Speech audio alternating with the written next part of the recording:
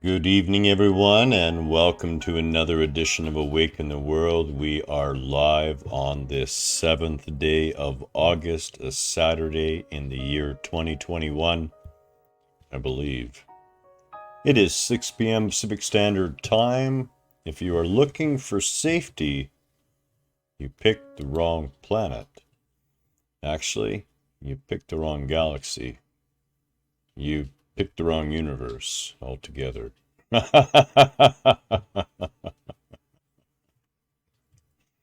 So, as always, let me express my love for each and every one of you. No matter what you're going through right now, it's absolutely perfect. It really is. If you're willing to look at it in the way that benefits you the most. And you're entitled to look at it whatever way you want, whether it, messes you up or not. Uh, and I'm going to talk about something that's going on with us right now. So, yes, was it yesterday or the day before yesterday? In the very near past, time is just blending together along with the consistent smoke that we have, and no real light showing except on rare occasions. We're under a evacuation alert due to a particularly large fire that's exhibiting type 4 and 5 behavior and runs the risk of going right to a full-on conflagration, although I'm really confused about, given how big it is right now. And and that fire is slowly and relentlessly working its way this way, and we're on evacuation alert. Now, as with everything, it's absolutely perfect. And as I was sitting outside, we had some rain today. Not enough rain to do anything at all, to be honest, except drive down the smoke for a tiny bit. And the wind turned for a short period of time, and we're experiencing a relative space of way less smoke, which is wonderful right now. You can actually see the hill in the haze in the distance instead of just seeing the haze. And I was sitting outside in the backyard and I was contemplating the impermanency of all things, and how I had posted that, realistically, we can all be 24 hours away from homelessness. Our lives can change in a heartbeat. And when events like this happen, these are good examples to really drive home what's truly important. And as I look around the house and to be honest, I vacillate back and forth between wanting to bother to evacuate or not. Um, and there's a number of reasons for that, but that's not really what we're going to discuss tonight. The point being, as I look around the house, aside from our two cats, there's nothing else, and Kelly, of course, that's a given. There's nothing else I would want to get into a car with and leave this place. I really have no attachments to any of it. I've known all along it's all been sandcastles on the beach. All of it. And when we face these experiences in life, whatever they may be, and we're only under alert, we're not even under an order to evacuate yet, but when we face these experiences, we're really being offered an opportunity, to take a good look at ourselves, both as, the apparent individualized beings that we are, and as the collective whole, our society and our planetary whole of humanity. And it's easy to get caught up in the idea that it's just us, but I assure you, Greece is on fire right now. Turkey is on fire. Big chunks of Russia that have never experienced, they used to be buried under snow and ice this time of year, are on fire. The good news is you didn't come here to be safe to start with. And we really need to talk about that, because with these things that everyone's facing, and on one hand, I find it very sweet that so much of humanity in these circumstances seems all of a sudden to care about their fellow man or woman or what have you. And what that really means is underneath all the programming, underneath all the societal conditioning, all the drive for profit and greed and everything else, there is still a human being lurking underneath there. And this is one of the wonderful things about any sort of threat of disaster of any sort, never mind the disaster itself, is it can really help short circuit that whole egoic shroud that we've wrapped ourselves in. It can break through that shroud because that shroud is relatively fragile. So, as I look around the house and I think to myself, well, I don't even really need to get in the car. I'm just not that fussed. Now that may seem like a really strange or off base sort of mentality, but I'll tell you something is that I knew the first time I died a long time ago, never mind the second time, but the first time I died, that there was no time that it would ever be possible for me to exit this existence when I'm not supposed to. In other words, I knew from the moment that I chose to come here that in the act of being born, I was surely going to die. And that in reality, there was no measure, no fair measure to life. Life simply is all the time. So when you're young, you get this idea when you're born into this world, you think, okay, I've got this giant stretch of life in front of me. My grandmother, she's still alive at 80 years old, and mine wasn't, but a lot of people have grandmothers who are that old, and they think to themselves, well, I'm going to be 80 one day. Or God, I hope I'm not 80 one day, depending on how grandma really is, right? The point being is we never know how long we're here for. We never know the number of breaths that we've been allotted in this life. What I can tell you for sure is that you didn't come here to be safe, because safety is an illusion. And you really don't need it, because what you truly are can never be harmed. It's always safe. As a matter of fact, there's no such word or connection to the concept of safety, because the immortal and ever present, ever existent being that you are would never even contemplate the need for safety. It's simply beyond its concept, and that's why you manifest an egoic self here, to experience this amusement park that we would call the physical realm. And here there's the illusion of danger. From the moment you're born, there's an illusion of danger.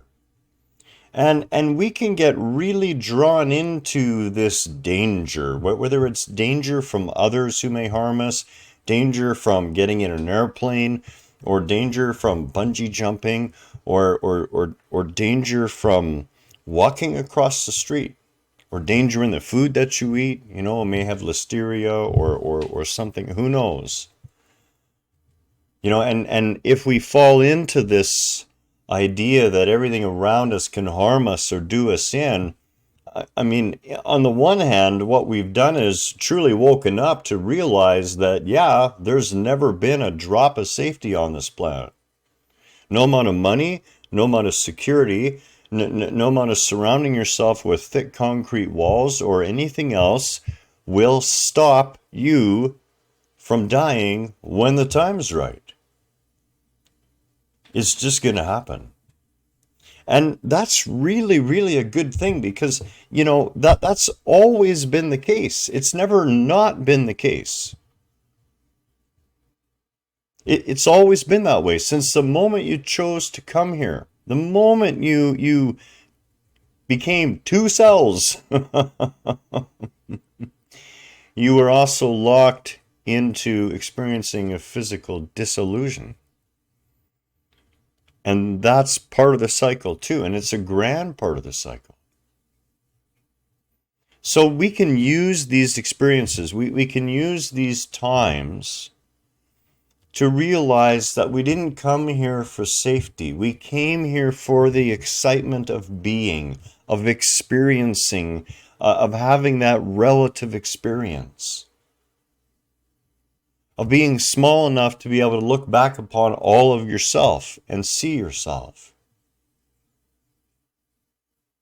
What you choose to do once you understand that there's never been any safety is, as always, entirely up to you, but perhaps now you will choose with less fear. It can be easy, I initially said to Kelly, I'm quite frankly, I'll make sure that they all know when I register that I will be not evacuating. And there is no need or I have any desire to have anyone come and attempt to rescue me. And, Kelly didn't really like that at first. She still doesn't. So I've agreed with her, shrug, fine. If you really want, I'll evacuate with you if it actually comes to that. But, this is an interesting time to be alive and an interesting experience to go through. And my first gut instinct is always for the experience. It's like, I can do a lot of amazing photography, a lot of amazing reporting from inside the situation. And, Kelly looks at me and says, yeah, and you can get snuffed out. The fire's not going to stop for you. And I don't really have a lot to think about that. It's not that big of a deal in either direction, to be honest with you. But I do understand that not everyone's in that space maybe quite yet. And since Kelly would prefer, I'm going to move along with her if we need be. That can be an adventure. It can be an opportunity to open yourself to new opportunities, to new experiences, to meet and form new bonds with people who you may need help from when it comes to accommodations. And should you be unfortunate enough to lose your primary residence, it's going to be a long time before that's rebuilt. These can be life-changing things that happen to us. And realistically, every single thing that happens to us has the opportunity to be a life-changing event. You didn't come here to feel safe. You came here to experience life and death, to not feel safe. When we understand that death is an absolute outcome in the physical realm, in other words, you're going to die physically in the physical realm, that absolute disappears. There's no need to fear it anymore. No need to think or worry about it. When the time is right, you're going to let go and step off this mortal coil, and you will return to the full recognition of what you truly are. Because you're still that right now, and you still have the ability to access all of that right now. And in this world where so many are falling into fear and worry and concern, you, in a state of stillness, in truly understanding that you didn't come here to be safe, and yet in truth there is no harm that could ever truly come to you. You can be that beacon of calm and peace and right-minded thinking that's not clouded by fear. We all have an opportunity in this situation. Vernon is on alert as well. We're talking around 40,000 people between Armstrong, Spalumachina, and Vernon. Should they have to evacuate, the only place we can all go is further south. If that should manifest, what an experience it can be. You know, if you begin to view everything that happens in life in terms of an amusement park, and equate it to a ride that sort of represents what you're feeling inside regarding it, you can start having fun and realize that you actually bought the ticket to it. You willingly participated in this. You knew beforehand, before you even got here, that these highlights in your life, they're like markers on a board. You can meander wherever you want, but you're going to stop by these particular juncture points in your existence. And they're going to be incredibly meaningful points to you. This is one of the points that humanity is coming to right now.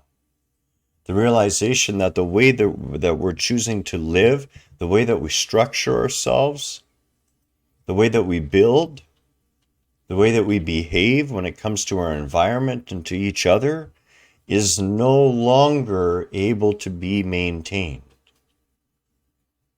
You know, we have growing incidents of mental illness, of people feeling unwell and anxious and full of anxiety and concern and worry. This is very much a natural upwelling. You know, when you look at a deer and what happens prior to an earthquake, and it's not just deer, it's pretty much all the animals. The animals, way before the event occurs, before human beings even become dimly aware that something's going on, these animals have processed a signal from nature and have started moving out, getting out of the path of what's going to come. We have that same ability. We're part of that same nature. We have that same signal that resonates within us. When nature is communicating to us, you need to move. You need to change your ways. You need to get back in harmony with me. But we filter that signal, and instead of that signal having that instinctual response that a deer will have to vacate their area, the signal we receive from nature, we interpret it through our egoic consciousness, our sense of self. We filter the signal. And what comes out can manifest as anxiety, as anxiousness, as a profound state of depression or worry or nervousness about what's happening in the world around you. Nothing that's happening now is actually negative. And that's hard to accept, even for myself sometimes. At the same time those words are coming out of myself, there's a little tiny piece of me that can say, yeah, well, it doesn't feel that way. You know, Kelly and I looked around the home and kind of shrugged and went, well, you did so much work on this place. And I just said to her, yeah, sandcastles. It was never my sand. Sand belonged to nature. I didn't actually do the work. Om Tat Sat. I'm simply commenting on the work that the Creator is doing. We are given an opportunity to listen clearly and wholly to that signal again, to realize our life here isn't about safety. Our life here is about what we choose it to be about. And I would choose it to be about growth and evolution and wholeness and oneness and a love for each other and a love for the planet that we're on. You see, there's nothing that we can wreck that we cannot heal. Everything that's happening is serving purpose. Everything that's happening is made perfect.